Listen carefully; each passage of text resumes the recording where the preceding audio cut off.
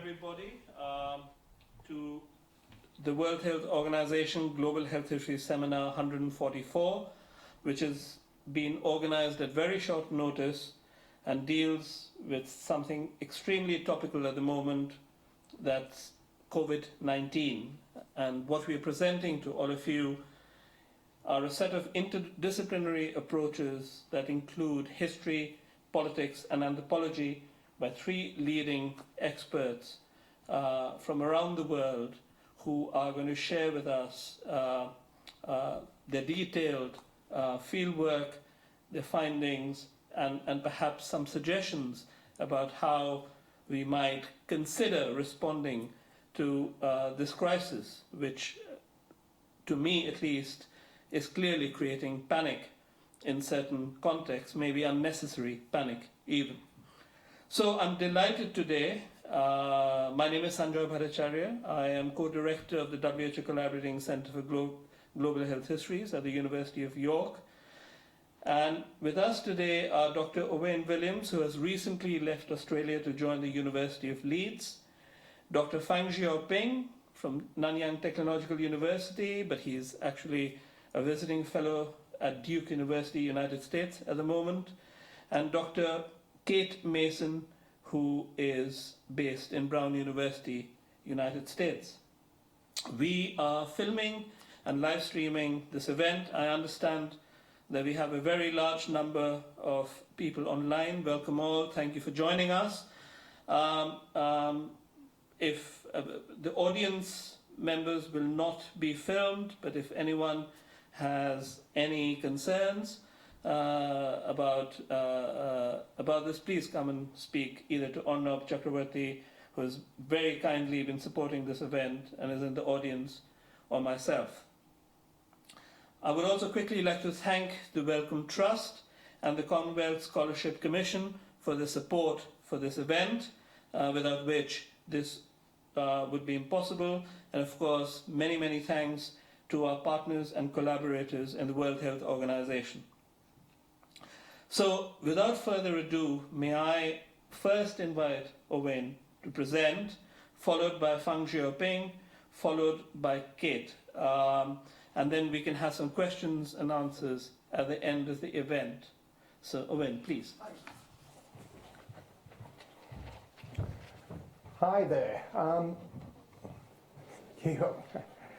I could have done that for you. Yes. Hi, so thank you for inviting me, Sanjoy. I did spell this out for Sanjoy before I agreed to do this. I'm not an expert in infectious disease control or pandemics or epidemics or anything of the sort.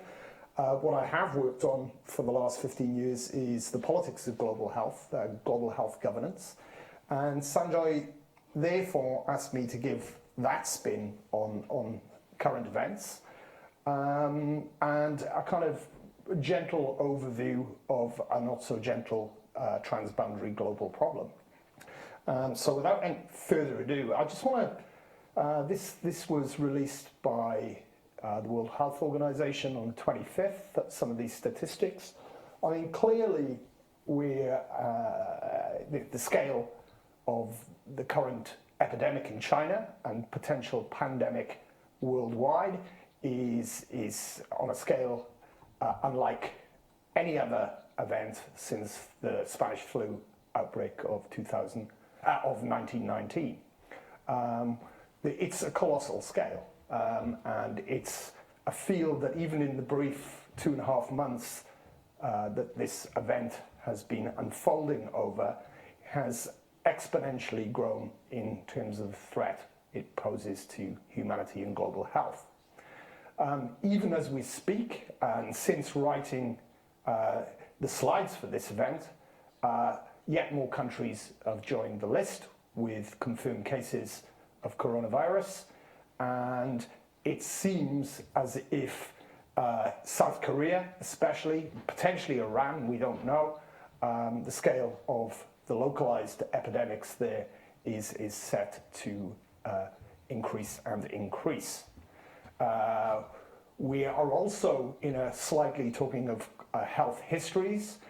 We have quarantined cruise ships sitting in Southeast Asia and off the coast of Japan. It's a return to the yellow flag days of previous plague events. We've had as well a series of events defined by crises, by high-level politics, which cannot be ignored in this context. Mass evacuations of individuals, and mainly Western citizens, I hasten to add. We've had an increase in the use of travel bans, both at the local level, but also country-to-country travel bans, even in the European mainland, with Austria recently prohibiting trains arriving from northern Italy into the Austrian mainland. And Austria isn't exceptional there. There are a long list. Now, does it matter whether this is a pandemic or not? It's clearly currently classified as a public health emergency of international concern by the World Health Organization. There has been a reluctance to label this a pandemic. Does that matter? Well, potentially not really. It's always been a contentious term, but clearly we're in the midst of a clear-cut global spread of coronavirus, and attempts to contain it in mainland China have been unsuccessful, rather unsurprisingly. China,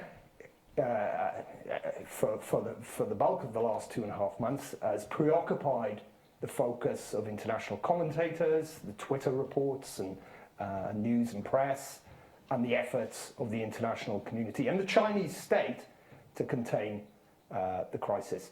This is at an unprecedented scale.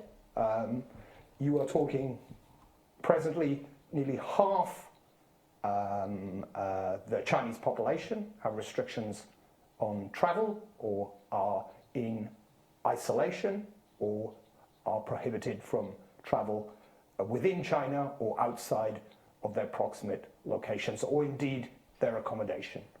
Hubei province, the center of the epidemic, has a population just shy of the population of the United Kingdom, and it is effectively closed off.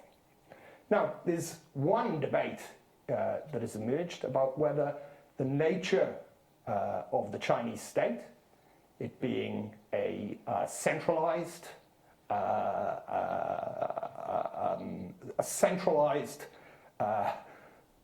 I'm trying to say this diplomatic, but quite authoritarian state, whether that has, in a sense, given it a special ability to deal with epidemic / pandemic event, whether that degree of state control is in some way a positive in this story of attempts to control coronavirus. We've seen the large-scale deployment of military personnel by the Chinese state. We have seen forced testing of citizens and forced quarantine of citizens, and China has been roundly criticized by some people in the human rights and health community for its abuse of its citizens' human rights at the same time. Of course, the authoritarian nature of China and the high degree of centralized political control by the CCP is in itself been problematic within this outbreak in terms of trust by citizens and its ability to, in effect, squash early scientific advice about what was transpiring in Hubei.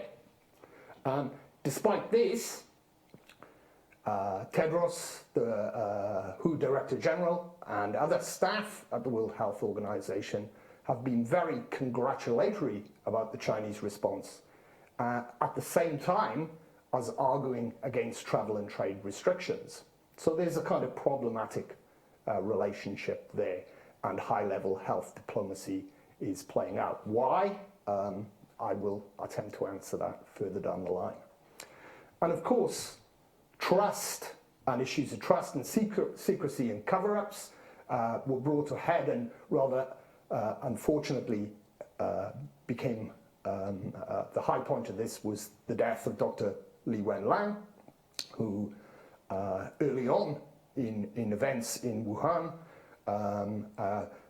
alerted authorities to the fact that there was a problem bubbling up that could not be ignored.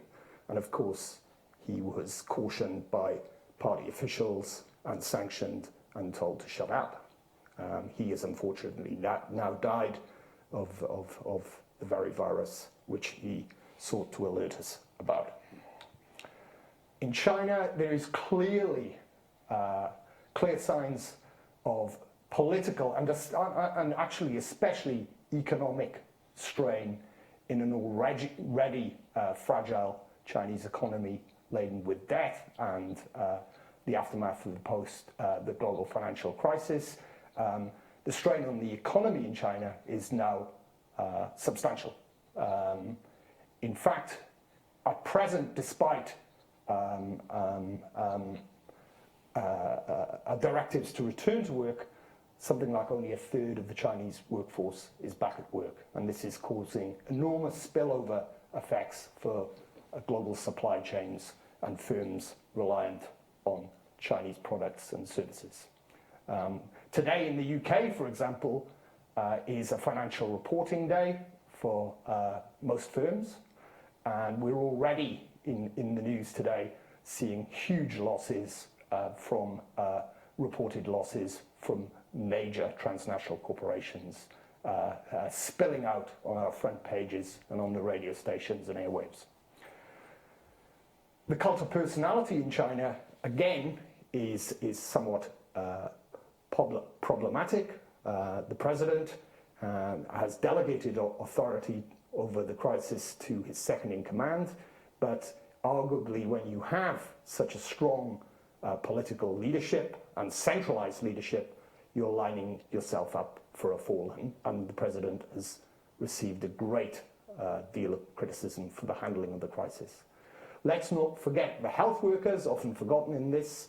I was reading yesterday about Wuhan and Hubei health workers wearing nappies or diapers because they were too busy to stop working and attending to people in critical conditions. And they were literally defecating and urinating in nappies in order to keep at the case. And the attrition, as with Ebola in West Africa, the attrition of the health workforce and the trauma that they face on a daily basis in China is substantial and should not be forgotten. Of course, this has also been a crisis replete with misinformation, and conspiracy theories abound on everywhere. Was this a Chinese biological weapon released accidentally? And recently we've had reports that it was a US release of a biological weapon, with these reports being linked to Russia. So there's high politics going here, misinformation, dramas, crises, tension. And of course, in a disciplinary sense, there's real tensions emerging between the different approaches to epidemics and pandemics here. Early on in the crisis, this focused on the role of wet markets as sources of zoonotic infection in China. Is it right to tell Chinese citizens not to eat pangolins or snakes? Is this just another attempt by Western biomedicine to kind of portray the dirty other, and misrepresent cultural practices of Chinese people? Of course, at the end of the day, it is clear that eating pangolins and snakes is not a good idea in terms of zoonotic infection. And the Chinese state has very recently announced, despite its early hostility to these claims, that it would close down so-called wet markets selling these products after the outbreak has finished. They would be history. The US and Japan have also not come out of this crisis well. Japan's handling of the cruise ship, the so-called floating Petri dish, the diamond process has been disastrous, chaotic, and somewhat and very unfortunate for those staff and holiday makers who have been quarantined aboard, with rates of infection reaching, of the 3,500 people on boards, something like 480 have tested positive for coronavirus. Of course, Donald Trump, who is a vaccine denier and very, how can I put this politely, is not exactly a champion of evidence-based policy, continues to cut from the budget of the CDC, its pandemic preparedness budget, has expressed hostility to the return of people from the cruise ships, and attempted to override the State Department when they were returning infected people on the military organized evacuation by the State Department. So is that a political leader and indeed an American health system that is equipped to manage this crisis if it gets out of control? Well, I think not. So the US and Japanese position has been chaotic, and we are set to see, we will see whether the US administration is capable of dealing with this crisis if it hits the United States, which it has already.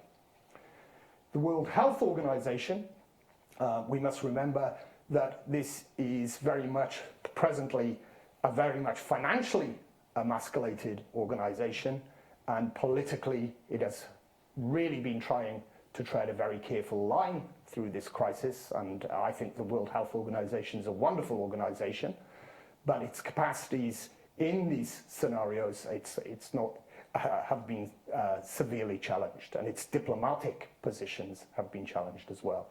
It has been criticized roundly for only declaring the public health emergency of international concern very late in January, and for cozying up to China repeatedly. I think there's an explanation for that, and it's not a pretty one, but it boils down to the power of China within the World Health Organization and its regional offices, but also to its financial commitments. It is clear that the World Health Organization has not been capable of stopping, preventing mass breaches of the international health regulations, despite its position on travel bans and trade restrictions. But underlying all of this is the fact that the World Health Organization is not being adequately supported, either politically or financially.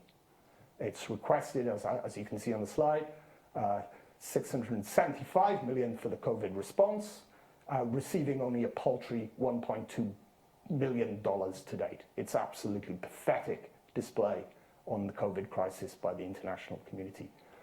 And in the midst of this, yet again, we see alternative multilateral institutions being proposed to play a role in this.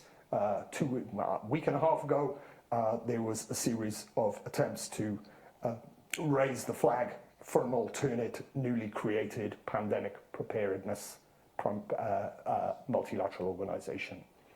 And despite the hoo-ha about World Bank pandemic bonds as a means of countries leveraging money to respond to pandemic events, these bonds are still unavailable. So, not a good picture multilaterally. And we're still in a state with regards to medicines and prophylaxis via vaccines. The two big global R&D companies, the transnational pharmaceutical companies that make vaccines, there's only two of them, make and develop vaccines, have stated very publicly that they will not enter into the vaccine race for the COVID vaccine. We see continued mass market failures in the political economy of drugs and vaccines. Market failure in the sense that companies with a market-driven logic are very, very reluctant. Well, they won't enter into vaccine development markets at all. And we see alternatives, public-private partnerships such as CEPI out of Norway, a coalition for epidemic preparedness, investing substantial state and philanthropic resources into developing a rapid response for COVID. But we also see very basic failures in hospital supplies in China and indeed across the world now. Failures in supply chains for masks, basic equipment, ventilators, sterilization equipment, and so on and so on. We have not sorted out our medical countermeasures in any shape or form for pandemics. But there's a real story here of politics of fear and neglect and misinformation. Fear and neglect and particular political forms of authority hid this virus in its earliest days, and trust was completely absent in the Chinese system. Fear has driven the majority of state responses now in place in Asia, Europe, America, and I think Africa will follow suit. We have real fears of a spread to Africa. So this is out of date already. So far only Egypt. There's been other countries today added to that list. I believe Algeria has experienced its first cases. And of course, the Ebola story in Africa tells us that in Africa, weak health systems and weak diagnostic capacities are a problem and will be a problem in the COVID response. And there are real fears if it spreads to Africa, then we are really in trouble, and Africa in particular will be in trouble. Underlying this, there's a political economy of chronic and continued underinvestment in health systems and institutions globally, regionally, and locally across the world. And the United States is not exceptional to that story. We see chronic and continued underinvestment in vaccines and prophylaxis. And we see continued and overarching neglect of global health and public goods as being endemic to our global polity. And we have neglected health and global health at our peril, and I think we will pay the price for that very soon. Thank you.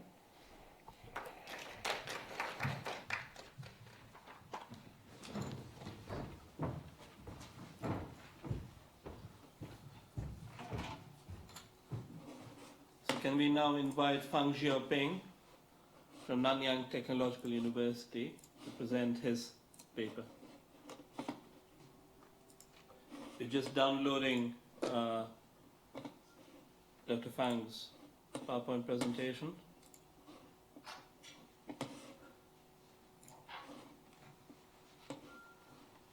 Thank you. Okay. Thank you, Sanjay. Good morning, everyone.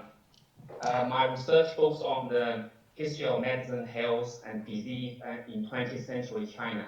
I analyze the history of pandemics in China through the perspective of socio-political history. On February 23rd, 2020, the Chinese government defined COVID-19 as a quotation mark, a major public health emergency that has spread the fastest, has the widest range of infections, and is the most difficult to prevent and control in China since the founding of New China. So in this talk, I will take you back 60 years and briefly introduce the historical origin of a public health emergencies response in China based on the study of a cholera pandemic in South China in early 1960s. So I will discuss the quarantine and isolation, the total inoculation, epidemic surveillance, the control of pandemic information, and the China's role in the globalized health community during the cholera pandemic. Next page. In 1961, Alto cholera epidemic broke out in Indonesia, becoming the 7th global cholera pandemic in recorded history. Indonesian Chinese had returned to China during the Archipelago's pandemic and were immediately suspected cholera carriers. Alto cholera first broke out in Guangdong province in June 1961. In February 1962, the cholera re-emerged in Guangdong and from July 1962 onward affected the southeast coast of China, spreading rapidly through the Zhejiang province, Fujian, Shanghai, and Jiangsu. Following a large scale, next page please. Following a large scale but a clandestine campaign, the pandemic was contained in southeast coast China by 1965. The 1961 to 1965 pandemic broke out and spread throughout southeast coast China when the government committed to social restructuring in order to overcome the social political crisis right after the Great Famine. This social political change was intensified and complicated by the geopolitical roles China within the international community at the peak of the Cold War. So next page. Next, yeah. So I choose to center my study of the origin of the public health emergency response on Wenzhou Prefecture, Zhejiang province, because the cholera instance there was the highest in southeast coast of China, according to the statistical data available. Next. So first, let's look. Next, please. So first, let's look at the interventionist measures, the quarantine. The quarantine and isolation.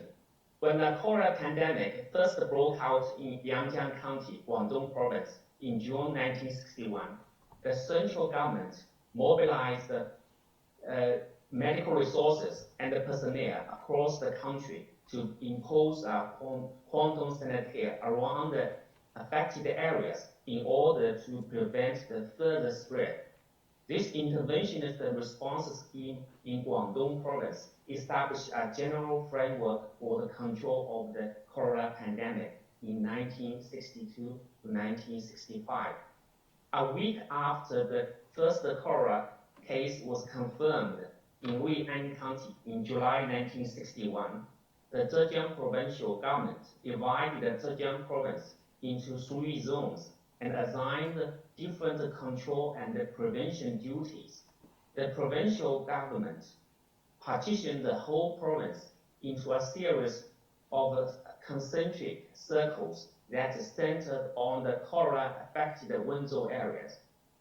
Within these geographical zones, the provincial government set up major observation stations along the railway lines and a temporary joint quarantine station in the 3 major islands of the province in the 3 coastal prefectures. In combination with the railway and the geographical belts on land, they formed the first quarantine ring around the Wenzhou. Within this quarantine ring, the provincial government formed a second ring of the quarantine control mechanism along the major highways and the maritime routes that connected Wenzhou to the area areas of the province and the neighboring areas of the southeast coast of China. Furthermore, Wenzhou Prefecture set up extra quarantine stations to form this third quarantine ring in locations which were the first stops en route to the neighboring prefectures and the province. Within these 3 quarantine rings, the county and the city governments further divided the quarantine zones from the county level down to that of the districts and communes on the basis of the existing administrative structures. The inoculation was another interventionist measure adopted during the pandemic. On August 3rd, please next one.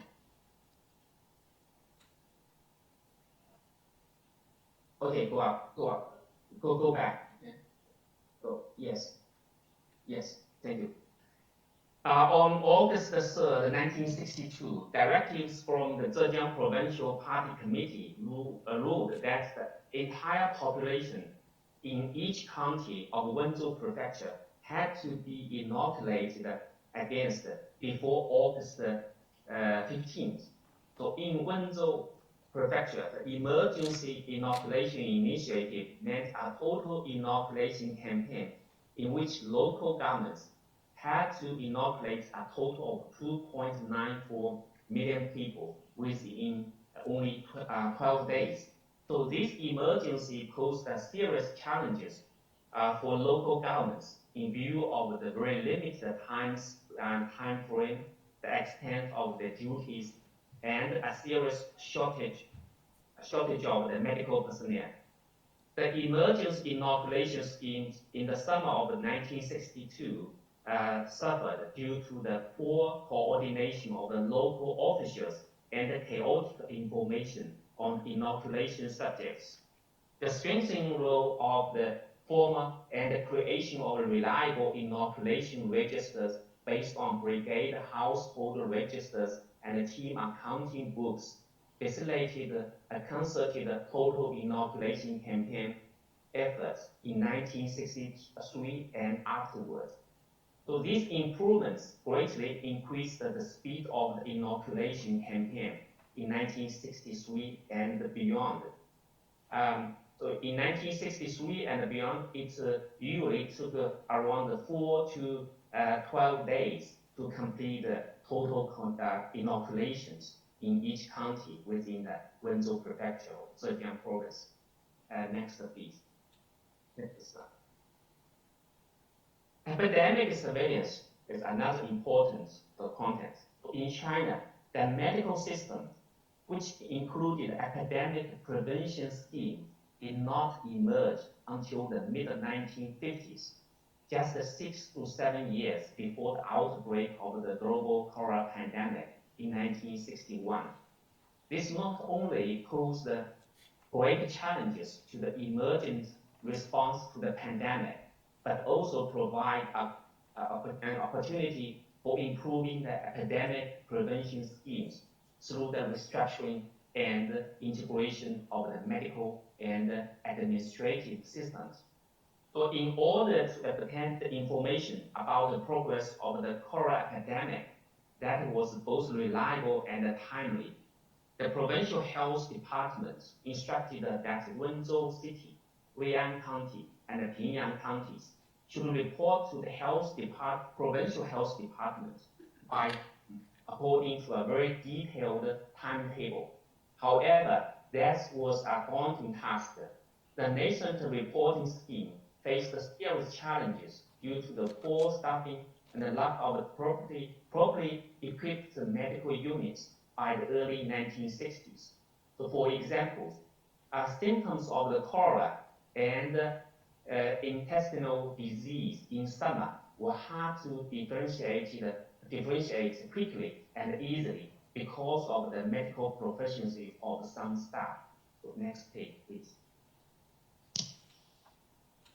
Given these circumstances, starting from 1963, the Zhejiang Provincial Health Department instructed hospital and clinics at the county level and above to establish an outpatient department for intestinal disease, which were expected to identify suspected cholera cases quickly and undertake the further epidemiological examination using the stool sample. Next, please. So meanwhile, the government also committed to establishing a complete set of the statistical data of the cholera patients and potential patients. So that's the epidemic surveillance. The last questions about China as China's role as an isolated nation in the globalized health communities. So this issue involved the politics of the control and sharing of the pandemic information during the 1960s. So when the cholera pandemic broke out in Southeast Asia and China in 1961, the People's Republic of China was not a member country of WHO and remained isolated from the international epidemic reporting network.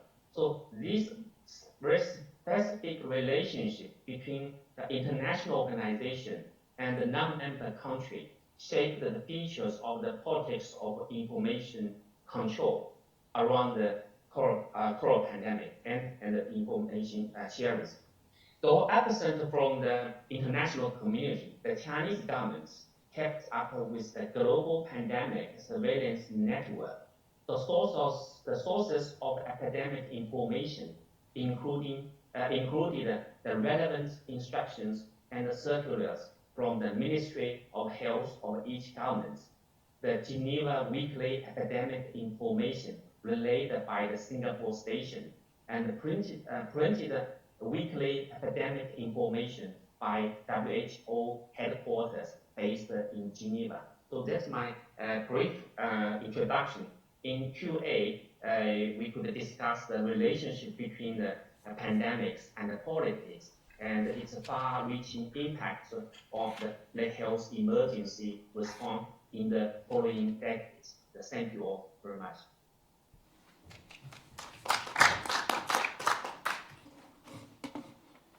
And now, could I welcome Dr. Kate Mason to present? You don't have PowerPoint, so we just look forward to listening to you.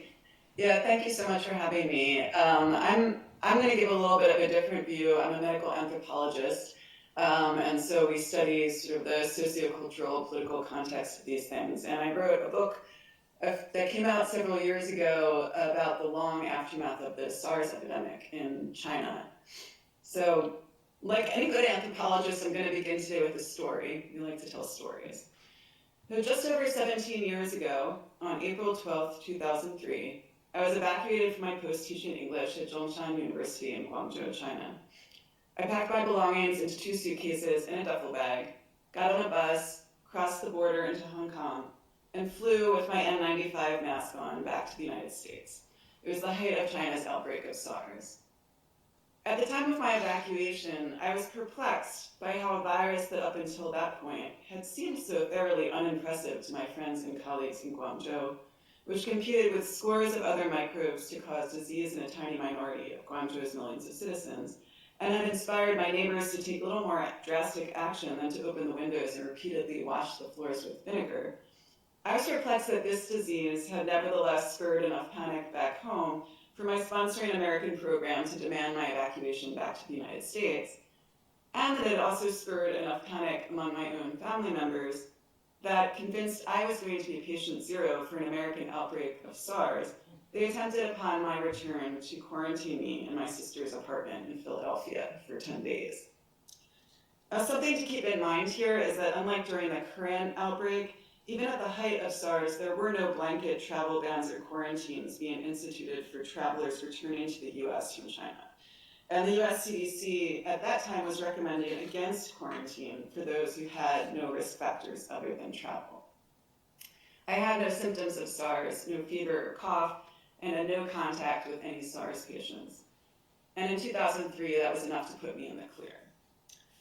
And so I decided at the time that my parents were overreacting, and I went to one of the worst possible places you could travel when you might have a contagious disease, Manhattan, New York City. Perhaps this was irresponsible, but at the time I was only 23 and I was following scientific guidance. As it turned out, I indeed did not have SARS and did not see the new plague in New York. But the message that SARS was a cause for panic was received, not just by my parents, but eventually by the Chinese people and the Chinese government as well. So I'm going to back up a bit now and review what actually happened with SARS in China, the current outbreaks compared to SARS a lot. In Guangzhou, we started hearing about a strange new virus around the end of 2002, but no one paid much attention until February 2003, when a physician crossed into Hong Kong and spread the SARS virus to over a dozen hotel guests, who then carried it around the world. In an unprecedented move at that time, the WHO then issued a global health alert and urged the cessation of all non-urgent travel to mainland China and Hong Kong, and later to other cities. After initially denying the scope of SARS within China, China's central government finally admitted error following a whistleblower's report. Chinese leaders purged the Minister of Health and the mayor of Beijing, promised to cooperate with all international disease control efforts, and began aggressively instituting control measures, including ones we would recognize now, quarantining entire hospitals, city blocks, universities, and villages, setting up neighborhood watch systems to root out potential carriers of disease, and building new hospitals in a matter of days. The WHO praised China's control efforts and credited them in part with the success of the global containment effort. Some scholars have since argued that China's political system has the rare powers necessary to control a novel epidemic, as Owain alluded to. For example, political scientist Joan Kaufman wrote in 2006, quote, "In China, where individual civil liberties are rarely prioritized over issues of public safety or order, the government apparatus was able to detain and isolate citizens even when they had no direct exposure to a confirmed SARS patient." She goes on to argue that this ability to mobilize quickly and aggressively was, quote, "precisely what was required to put in place the series of measures that broke the chain of transmission." Reactions like this left me feeling uneasy. What did it mean exactly for American scholars to be pointing to the lack of civil liberties in China as a useful tool for controlling a global epidemic? And what lessons had really been learned in 2003? These questions led me back to China in 2008 to conduct an ethnographic field project on the development of public health after SARS in China, and this eventually resulted in the publication of my book, Infectious Change, which examines the long aftermath of SARS in China and the lasting impact on the public health system there. And SARS did have an enormous impact on China's public health system. This was in part because of serendipitous timing. After Chairman Mao's death in 1976, China's public health infrastructure slowly deteriorated over a period of 25 years until the government finally began rebuilding the system in the early 2000s, just prior to the arrival of SARS. Beginning in the couple of years leading up to SARS, the central government began replacing the thousands of crumbling local anti-epidemic stations that formed the backbone of Mao's grassroots public health infrastructure with thousands of centers for disease control and prevention, or CDCs. The name CDC was an explicit reference to the US CDC in Atlanta, Georgia, and was intended to evoke a highly modern scientific ethos. But until SARS hit, the call to build a CDC system was an unfunded and unclear mandate. The arrival of SARS made this mandate much clearer. Preventing another SARS became the #1 priority of the Chinese CDC system, over and above any more mundane domestic public health priorities. A huge amount of money and resources poured in to help. Over the next several years, thousands of young scientists with master's degrees and PhDs were hired at local, provincial, and central government levels to carry out the new CDC mission. The CDCs purchased high-tech equipment to detect, test for, and analyze new viruses, and developed a surveillance and reporting system that all local health officials were supposed to utilize to report cases of new diseases in a timely fashion upwards to higher-level officials. And so when I tell this story, people then often ask, well, then how did this happen if they're so well prepared? So to begin to answer that question, I want to note that the image a lot of people have of the central Chinese government's power to obtain or disseminate health information is highly overblown. The central government relies heavily on local systems to collect and pass on disease surveillance information, and actually in practice has very little power to enforce the surveillance system that was put in place after SARS. China's system can best be described as what political scientist Kenneth Lieberthal has referred to as fragmented authoritarianism. It operates as a collection of thousands of little fiefdoms at the local level, with very little ability on the part of the central government to compel ongoing action in any one of these fiefdoms. What this means in practice is that the central government does not have a lot of power to make local officials report what they are seeing when they don't want to or feel unable to do so. And there's so many reasons not to report. Proper reporting requires that an individual low-level doctor or public health worker report to their immediate boss that they're seeing something new and alarming, and then that those bosses report upwards to their bosses. And frankly, nobody wants to do this.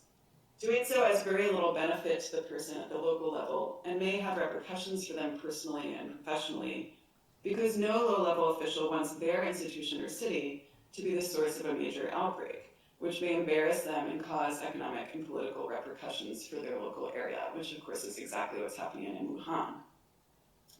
Also, many of the people who are on the immediate front lines of this see upwards of 100 patients a day, even when there isn't an epidemic.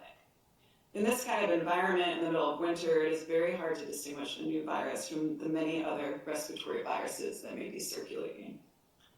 And finally, as we saw with the physician whistleblower Li Wenliang, who Owain mentioned, who eventually died of COVID-19 and has now become something of a martyr in China, individual doctors do not have the right in China to report cases of novel diseases directly to outside sources. New viruses are still officially state secrets, and only provincial or central governments have the power to report on them to the outside world. The other important lesson learned from SARS pertains to the containment response, both domestically in China and globally.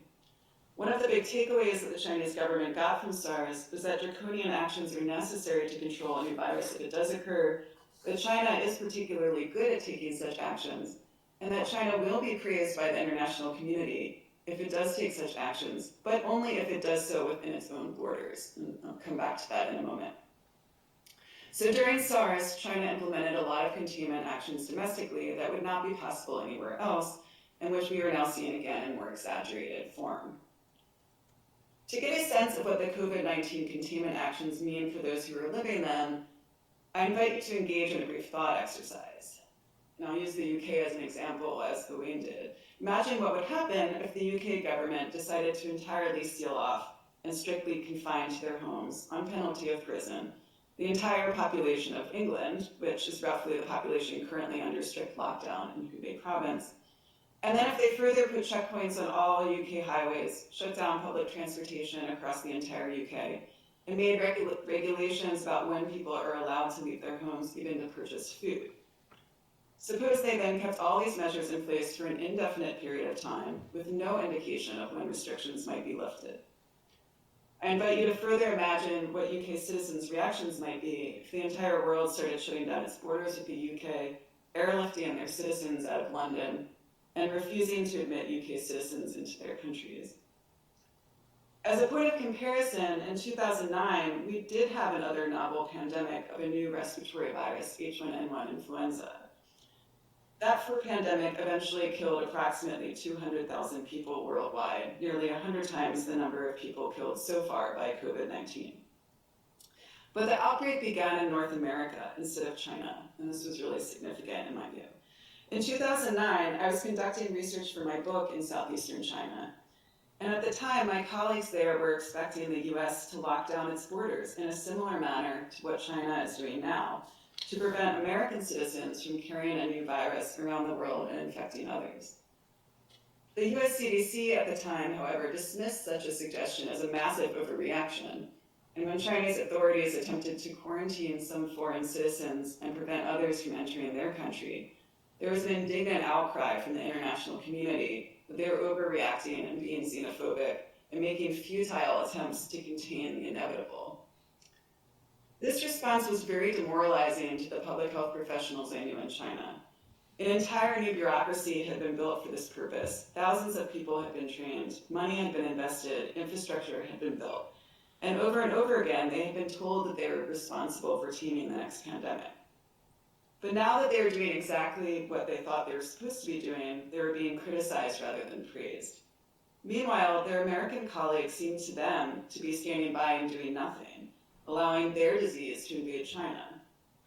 To many of the Chinese public health professionals I knew, this felt like a betrayal. One epidemiologist told me at the time, quote, "The international community should support us. It's the US they should criticize. They're the ones who did not do anything to stop this." Public health ethics scholar Lawrence Gostin and colleagues have argued that China's successful SARS containment effort reflected the fact that, quote, "coercive strategies reflect conceptions of individual rights, the legitimacy of state intrusions, and the appropriate balance between security and liberty. Measures tolerable in an authoritarian regime would not be tolerated in a liberal democratic state." He and others concluded that as members of an authoritarian society, the people of China would naturally find it more acceptable to be subject to coercive containment practices than people of democratic societies. But current circumstances are challenging whether this is really true. The fear in China right now is palpable, but so is the anger. People are angry that they can't say what they want to say. They are angry that the Chinese authorities have not been forthcoming with them. And most of all, they are angry that their government let this happen to them. People are complying with draconian measures right now out of fear. The message that has been relayed to the Chinese public is that leaving their apartments means certain death. And most people are willing to comply with even the most draconian of control measures to avoid that fate. But one thing that might change this calculus is social media.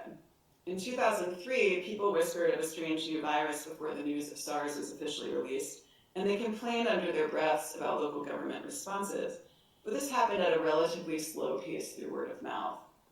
Now in 2020, with hundreds of millions of Chinese citizens cooped up at home with nothing better to do than to look at their social media accounts, there's been an explosion of online information, disinformation, and serious discontent, the likes of which those in the Chinese government whose job it is to control information have not really ever had to deal with before. Suddenly, online censorship and government failures to share information, things that ordinary citizens had long accepted as undesirable but unavoidable parts of life, are dominating public conversations in ways they rarely have before. One of the things really angry in the Chinese public right now is not so much the containment response, but the bungled response to the demands of clinical treatment. Hospitals are overwhelmed with thousands of very nervous people with a variety of respiratory symptoms who probably do not have the virus, but are far more likely to contract it after waiting for hours in crowded hospitals with people who do. At the same time, hospitals are turning away many who may well be infected. And those with other diseases and urgent health needs are not able to get care at all. We really have no idea how many people have died from other causes made worse by the lockdown itself, including ordinary influenza, but also diabetes, heart disease, strokes, and cancer. Just because a new virus is here does not mean that people have stopped getting sick with other things.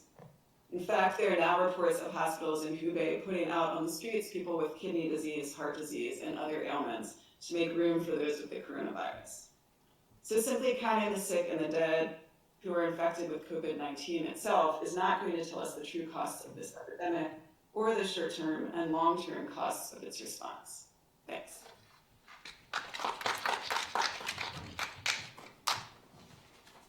Thank you so much to all three speakers for three very, very different perspectives, but all very rich. So, are there any questions? Not yet. Okay. So there are no questions online yet. But shall we have a discussion? Come to the front. I don't know. Or shall I stay? No, I don't care. come to the front, please. Yeah.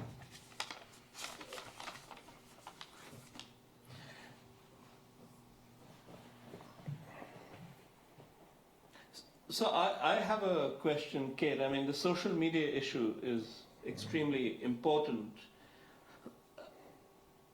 The explosion of information of the likes we haven't seen before.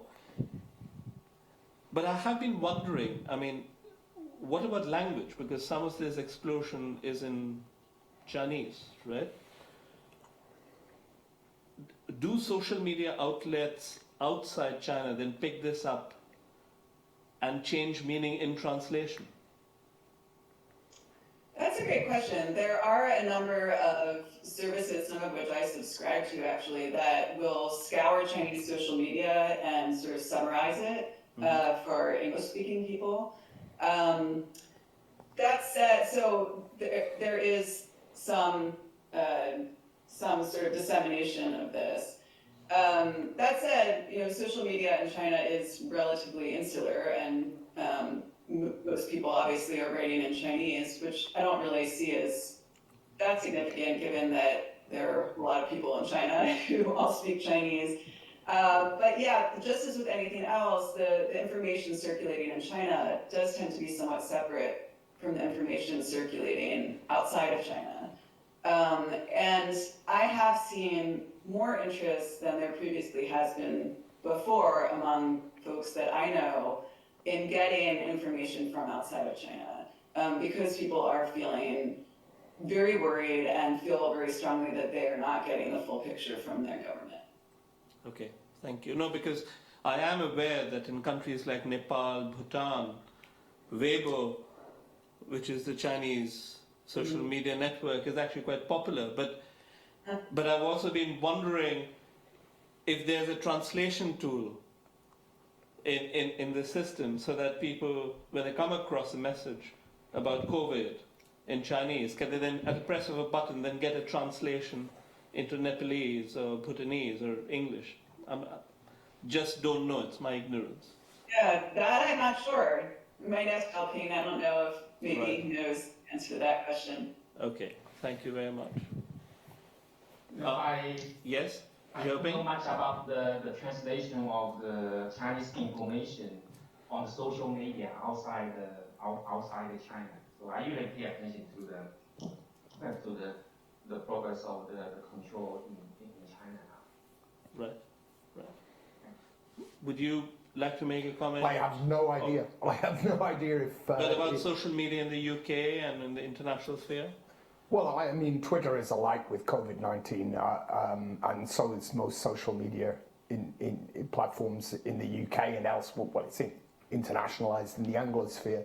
One of the things that's been striking in China is the rise, around this outbreak, is the rise of citizen journalists that are taking enormous risks in defying local authorities in Hubei, for example, at their risk to their own health, and reporting from hospitals and overcrowded hospitals, interviewing staff, interviewing people in waiting rooms, going to checkpoints, getting through them by circuitous means, just to report on the crisis and the kind of real immediate, as was just mentioned, the collapse of the Chinese health system and its ability to respond not only to the outbreak but patient needs. It's really quite dramatic. Thank you. You?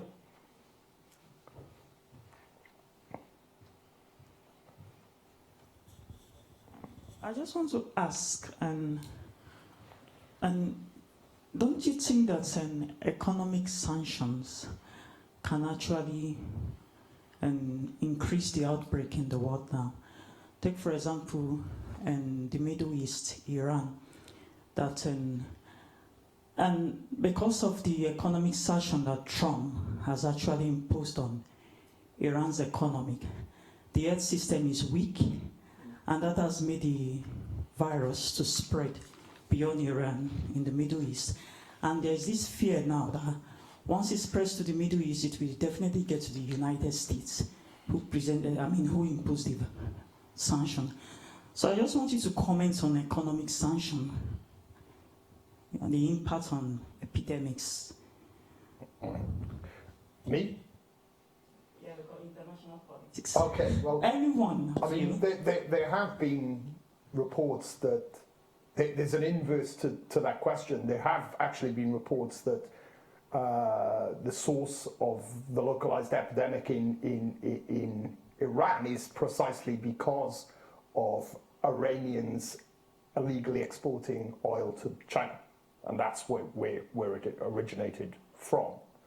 Of course, trade in itself is long standing established as a major source of epidemics and pandemics. I mean, trade routes traditionally and historically. So you could argue that actually sanctions would also stop what is now a globalized trade system, very intensive trade system, from it would act as a brake on the spread of disease. But yes, I mean, clearly, I'm not sure. I think the Iranian health system is actually quite a robust health system in Middle Eastern terms.